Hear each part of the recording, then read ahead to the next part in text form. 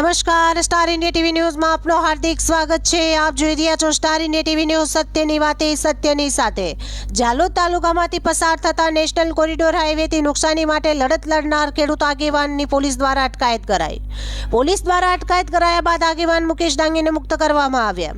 પરંતુ આજ રોજ અમે જ્યારે ચીમકી અનુસાર આ હાઈવેનું કામ બંધ કરાવવાની કોશિશ કરી તે વખતે અમારી ધરપકડ કરી અમને ડિટેન કરવામાં આવેલા છે અને હમણાં જે અમારા ખેડૂતો છે એ મને ડિટેન કર્યા બાદ પ્રાંત અધિકારીશ્રીની કચેરીએ દોડી આવતા પ્રાંત અધિકારીશ્રી રૂબરૂ મિટિંગ કરવામાં આવેલ, પરંતુ પ્રાંત અધિકારીશ્રીએ પણ અમને એવો જ જવાબ આપેલો છે કે ભાઈ અમારા કાયદામાં નથી આવતું, એટલે અમે આ તમારો પાક નિષ્ફળ છે એનું વળતર આપી શકીએ એમ નથી। એટલે આવનાર સમયમાં અમારા બાળકોનો ભરણ પોષણ માટે અમે આવતીકાલે મિટિંગ બોલાવી છે તમામ ખેડૂતોની, અને અમે જે બે વખત સર્વે કરાવવામાં આવ્યું ઓથોરિટી અને તંત્ર દ્વારા એ તમામ વિડીયો ફૂટેજ અને જે અમારા ફોટા છે જે અમે અમારી માંગણી મુજબના ફોર્મો ભરેલા છે એ તમામ ફોર્મો સાથે અમે હાઈકોર્ટનો દરવાજો ખખડાવીશું અને ત્યાંથી અમે દરેક ગામના 5-5 ખેડૂતોને રાજ્યપાલશ્રી એપોઇન્ટમેન્ટ આપીને અમને મળવાનો મોકો આપે એવા માટે અમે રાજ્યપાલશ્રીની પણ એપોઇન્ટમેન્ટ લેવાના છે અને રાજ્યપાલશ્રીને જે અમારો પાક નિષ્ફળ થયો છે તમામ બાબતોના વિડીયો ફૂટેજ બતાવી રાજ્યપાલશ્રીને કહીશું કે અમારું જે ટીએસી છે, ટ્રાઇબલ એડવાઇઝર કાઉન્સિલ, એ આવા નિર્ણયો લે છે, અમારા ગરીબોને મારવાના ધંધા કરે છે। જમીન તો સસ્તા ભાવે છીનવી લીધી, પણ થોડી ઘણી જમીન જે બચી એમાં અમારા પરિવારનું ગુજરાન ચાલતું હતું એ પણ આ વરસાદી પાણી અને અનગઢ માટી પૂરણના કારણે જો છીનવાઈ જતું હોય તો અમારા બાળકો, અમારા પરિવારનું અમારે ગુજરાન કઈ રીતે ચલાવવું।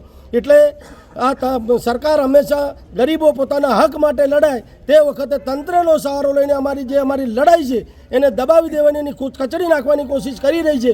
એટલે આવનાર સમયમાં જો સરકાર, રાજ્યપાલશ્રીને હાઈકોર્ટ જો અમને યોગ્ય ન્યાય ના આપે તો અમારા પરિવારને ભૂખા મરવાનો વારો આવશે અને અમારા પરિવારો છે એ ભૂખે મરતા કોઈ ગુનાહિત પ્રવૃત્તિ તરફ ધકેલા છે તે દિવસે અમારા આદિવાસીઓના પરિવારો વેરણશેરણ થઈ જશે। માટે અમે રાજ્યપાલશ્રી અને હાઈકોર્ટનો સહારો લઈ જે અમારી માંગણીઓ છે માંગણી પૂરી કરવા માટેનો આજ રોજ નિર્ણય લીધેલ છે। આજ રોજ તારીખ 16/12/2024ના રોજ જાલોદ તાલુકામાંથી પસાર થતા નેશનલ કોરિડોર હાઈવેથી 14 ગામોના ખેડૂતોના ખેતરોમાં પાણી ભરાઈ જવાથી જે નુકસાન થયેલ છે અને આ જમીનોમાં ફરી પાણી ન ભરાય તેવી સમતલ કરવાની માંગણી માટે ખેડૂત આગેવાન મુકેશ ડાંગી દ્વારા રજૂઆત કરવામાં આવેલ હતી, પરંતુ આ મુખ્ય માંગણી ન સંતોષાતા 14 ગામોના ખેડૂતો દ્વારા મુકેશભાઈ ડાંગીની આગેવાની હેઠળ નેશનલ કોરિડોર હાઈવેનું કામ આજ રોજ 16/12/2024ના રોજ બંધ કરાવનાર હતા। ત્યારે 14 ગામના ખેડૂત આગેવાન મુકેશ ડાંગીની લીંબડી પોલીસ દ્વારા વહેલી સવારે અટકાયત કરી પોલીસ સ્ટેશન લઈ ગઈ હતી। પોલીસ દ્વારા અટકાયત કરાયા બાદ આગેવાન મુકેશ ડાંગીને છોડી દીધેલ હતા।